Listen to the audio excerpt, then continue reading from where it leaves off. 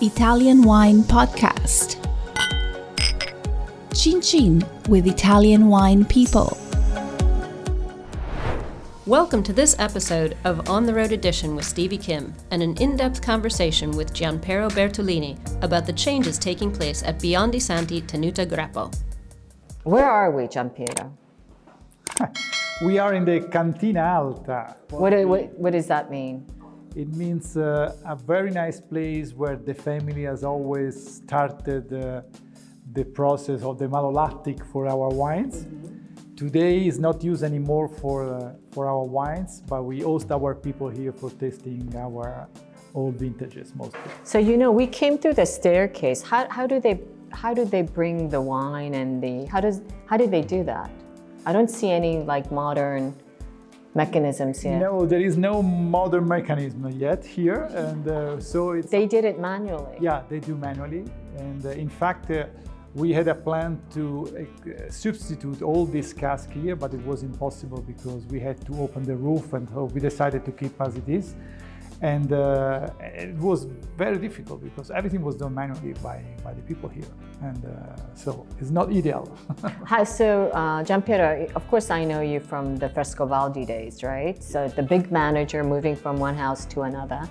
How has your role been, how is it different working for Biondi Santi group now than Frescobaldi? Because they're fairly big groups, right? Yeah, well, it's very different. It's very different because my role here is different. Obviously, I have the full responsibility of this new project, new and old projects, with the idea to bring Biondi Santi in the future, respecting the DNA of the family, and this is our mission. And the role is completely different because I also have to do these things which I never done before. So I need to adapt to the new situation. I have to talk and to put my face because the family, unfortunately, is not involved anymore in this business with us. Because it was sold to... Yeah, it was sold to another family, which is a French family. Can you tell me a little bit about the current owner? The current owner is a family. Basically, it's Christopher Descour, is a French entrepreneur, very young, with a very long-term vision for the... How old is he? It's 47. Oh, he's really young. It's really young. It's really young. So younger than us. Yeah, younger than us, no doubt. So he's very passionate about wine. He also owns a couple of Maison de Champagne, Charles Isaac and Piper Isaac. And he has this very nice project in the fine wine business. And Biondi Santi became something important for him, and now he's very passionate about everything is happening here at Greppo. So I have a bone to pick up about with you. The website, right? Yeah. So the website, what is the strategy behind the website? Because you only have wines, right? Yes. So this is definitely you've specifically done this, right?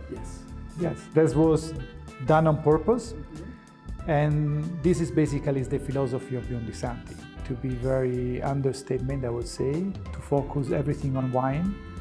If you go around the estate, you will see that everything is about wine and trying to get the best from the vineyard and in the cellar. So we keep doing this philosophy, which has been one of the key elements of the family for 150 years. So it's almost like wine, yes, the wine is very much the protagonist. But if I go to your website, it's like going to tech sheet, files, right? So it has all the information, very technical, if you will, right? And less about the storytelling. Would you say that's fair? And you plan to keep the communication this way?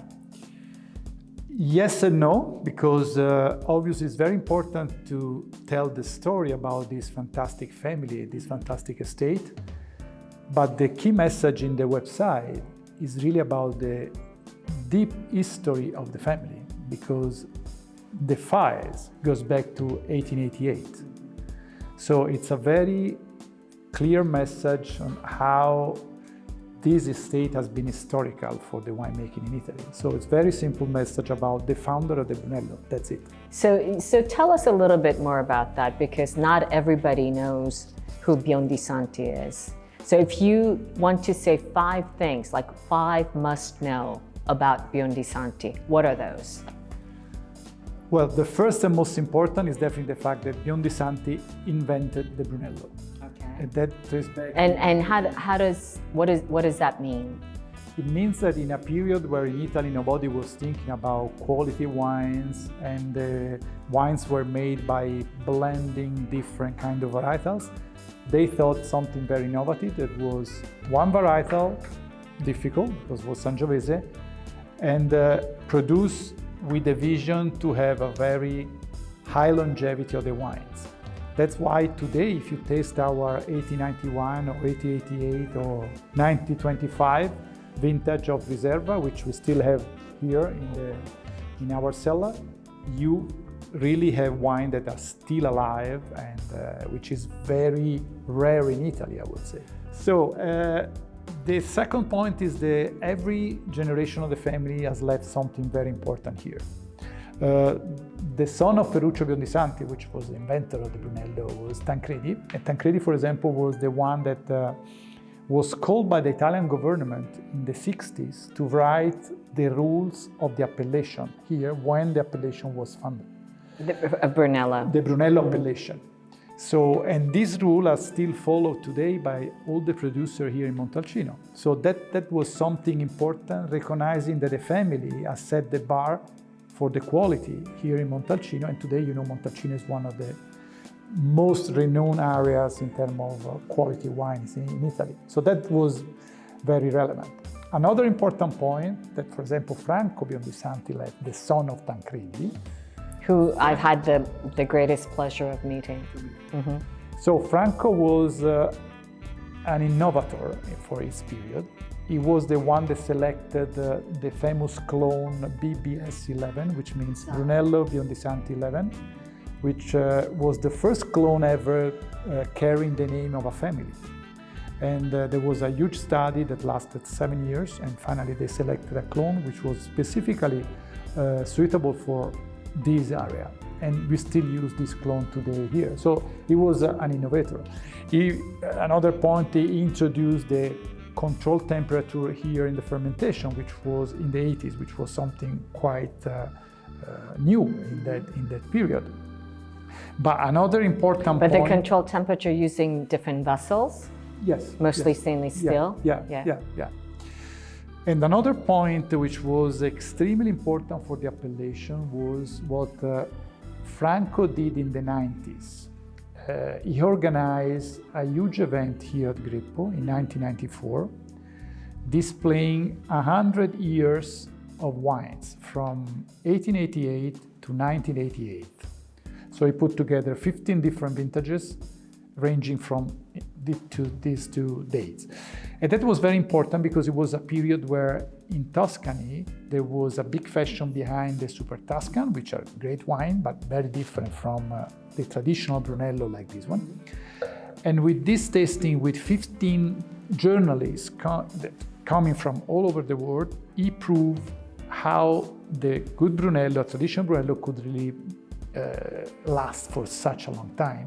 And he put back on the map of the fine wines in the world the Brunello, in a period where Brunello was really suffering. And after that, what happened in Brunello, there was the explosion with the vintage 97, 99, and so forth.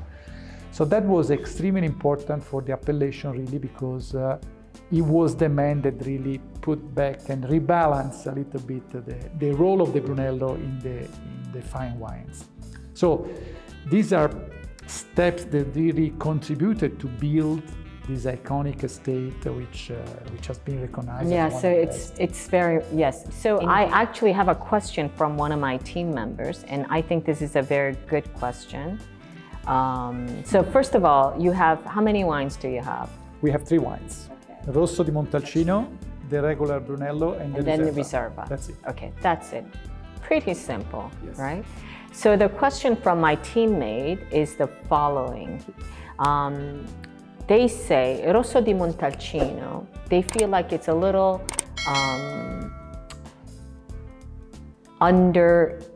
represented because they believe perhaps the future is with your Rosso di Montalcino, which is quote unquote more modern. So how would you like to position your Rosso di Montalcino? I guess that's not exactly what he asked, but that's what I'd like to know. No, but thank you for this question, because I have my personal, let's say, battle here in Montalcino to reconsider the role of the Rosso in the appellation, because I believe that the Rosso has a huge potential, but the Rosso needs more attention in the way we are producing the product itself, overall in general, because for many years, and also here at Greppo, it was just the selection of what was not suitable for Brunello could have been used for Rosso. Now here at Greppo, we changed the strategy. Okay, so you have changed the strategy. We have changed the strategy already 3 years ago. We have a precise target quality every year for Rosso. We are studying the soil also to have a better Rosso. A Rosso which means same philosophy, same style of the Brunello, but less complexity, more fruit, more approachable. And so it's, let's say, a proactive approach versus a reactive approach. So we changed this philosophy. And in the market, we have positioned this on the younger generation. And this is going very well. Yeah, I think it has to be. Also because not, did you see the latest study from the Silicon Valley Bank study? I'll send it to you. Okay. It says that the younger generation, they're not drinking wine. I know.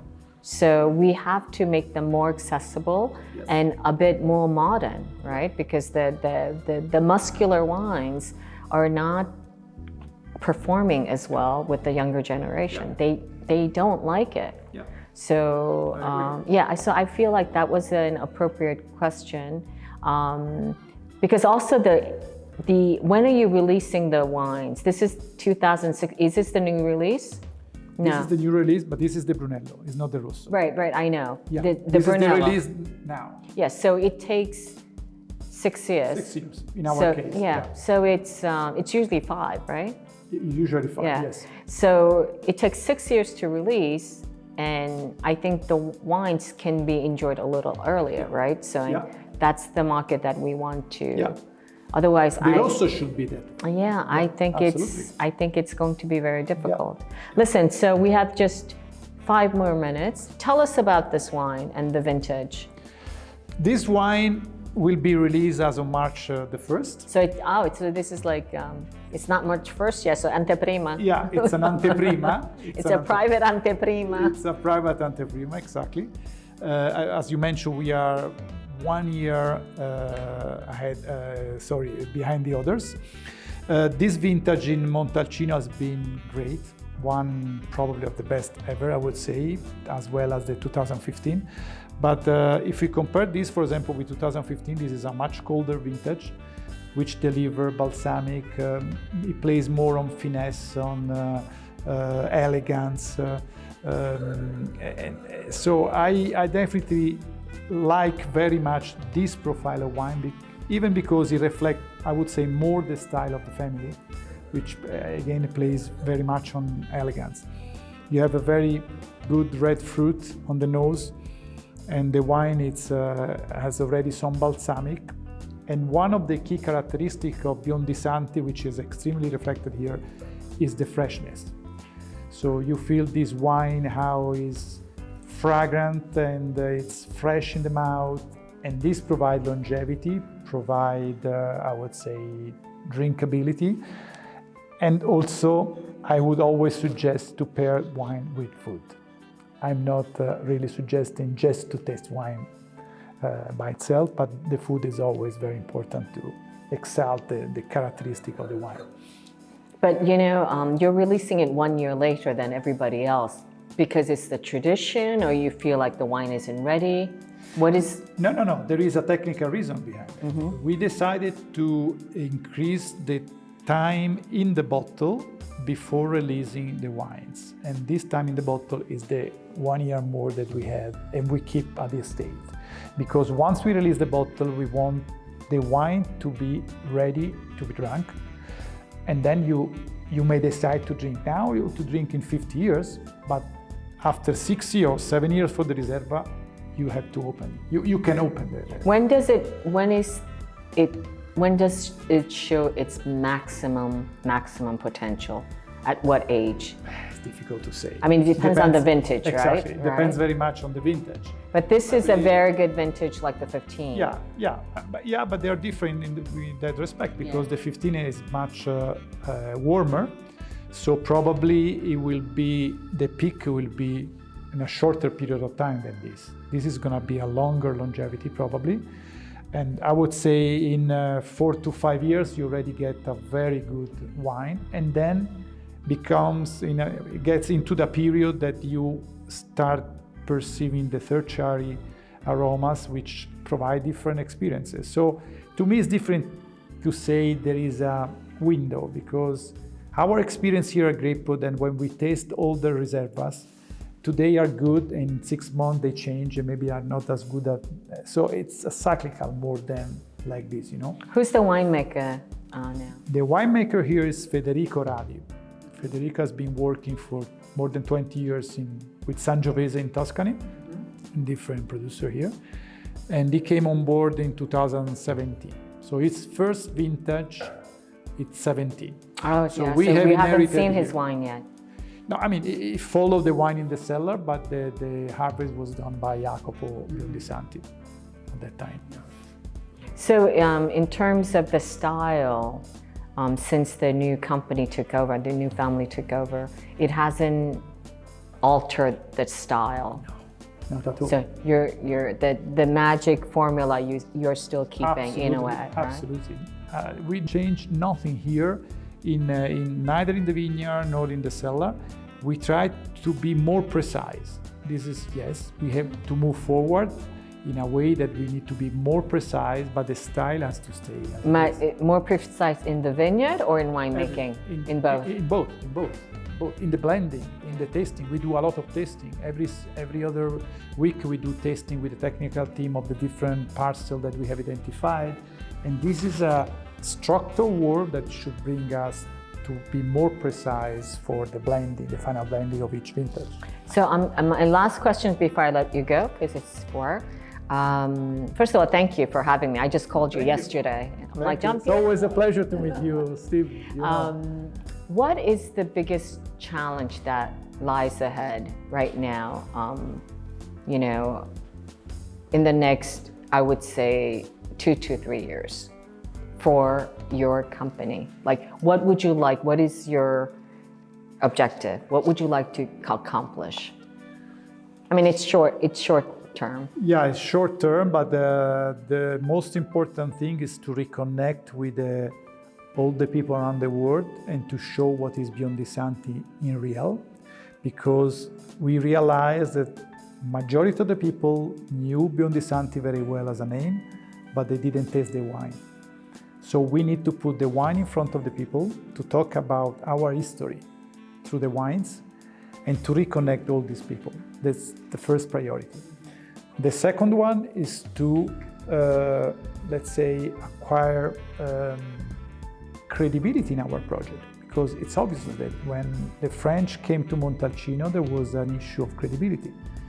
So we focus very much to show everyone what we are doing here, because this is the best way to show how we are preparing the future. So to build credibility in our team, in our project, to me, it's absolutely key to, let's say, put Biondi Santi back in the arena of the best wine of the world. But do you mean credibility? Do you mean trustworthiness, or from the local? No, from the local, from the wine community. From the wine community, because it's quite normal that a family that has been on board for 150 years and sold to a French company, the people could ask themselves what is going to happen at Greppo now. So, and what we are doing since I joined here 3 years ago is just to show what we are doing in the vineyard, in the cellar, in the wine, testing the wine, and the people should judge themselves. So it's a process, and this process should prepare the ground for the future, because I believe this is a key element for the credibility of the whole project and the wines. Okay, great. Listen, thank you so much. Grazie, Stevie. And that's a wrap for this edition of On the Road with Stevie Kim. For more fascinating interviews from the world of wine, go to ItalianWinePodcast.com or find us on SoundCloud, Himalaya, Spotify, or wherever you get your pods. Chin chin, and thanks for listening.